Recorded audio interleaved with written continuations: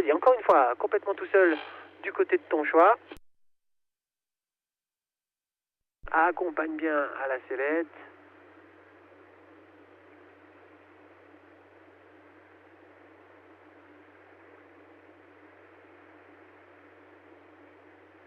Alors, freine un petit peu main gauche, là, freine à gauche, avant de te détwister, freine à gauche, freine à gauche, freine à gauche, freine à gauche, freine à gauche, freine à gauche, descends ta main gauche, doucement, doucement, attention, bravo, bravo, bravo, tempo, allez, reste contre à gauche, contre à gauche, contre à gauche, contre à gauche, on décravate, allez, la main droite, bim, sous les fesses, bim, allez, la main droite, sous les fesses, plus que ça, encore, bim, allez, alors, attention, reste en marche arrière, tempo, on contre à gauche, faut pas partir en rotation, tant pis, on va dans le lac comme ça.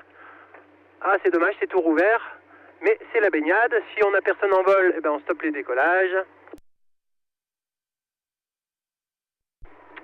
Ah ben pourquoi tu m'as fait une tempo asymétrique? Dommage.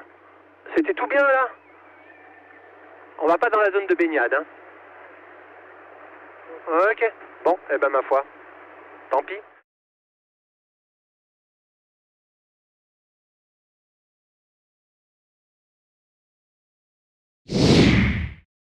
Cette semaine, notre pilote travaille le 360 avec la sortie en chandelle et le contrôle de la bâtée. La compensation du roulis est insuffisante, la voile se retrouve donc légèrement sur le côté gauche, la bâtée va comporter un roulis vers la droite. Il faudrait se pencher à gauche pour amortir le roulis et freiner symétriquement la bâtée, mais le pilote va commettre sa principale erreur. Il freine plus à gauche qu'à droite, ce qui va rendre son abatté encore plus asymétrique. La voile ferme sur le côté droit, le pilote est déséquilibré, il va twister et on peut observer la formation d'une cravate qui engendre un début de rotation.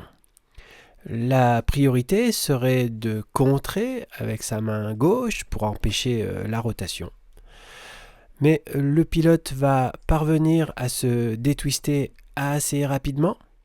Il faut maintenant contrer la rotation, retrouver un cap, mais en contrant, le pilote provoque un décrochage.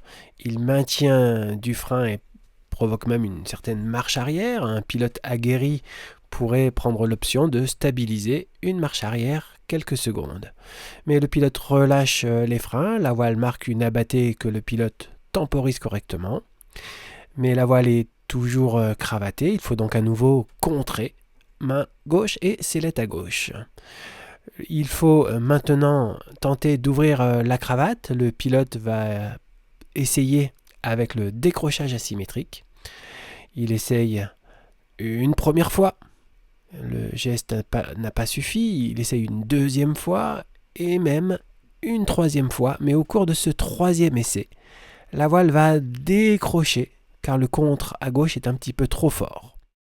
Une fois décroché, le pilote relève les mains, la voile marque une nouvelle abattée et on peut quand même observer que le dernier décrochage aura amélioré fortement la cravate qui va être beaucoup plus facile à contrôler et qui va même s'ouvrir toute seule.